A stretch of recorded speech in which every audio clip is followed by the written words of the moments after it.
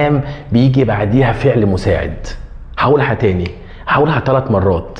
أداة الاستفهام بيجي بعديها فعل مساعد. تاني يا مستر يحيى، مهمة. أداة الاستفهام لما اكتب أداة الاستفهام لازم أحط بعديها يا مستر يحيى فعل مساعد. طب مين هي الأفعال المساعدة يا مستر يحيى بقى؟ الأفعال المساعدة أدور على الحاجات اللي احنا خدناها في السؤال بهل. أدور على am أو is أو are أو was أو were، خدناهم. ادور على هاز او هاف او هاد، خدناهم يا مستر يحيى. ادور على ويل او وود، كان كود شال شود مي مايت. تاني، أداة الاستفهام لازم احط بعديهم يا مستر يحيى حاجه من الحاجات ديت.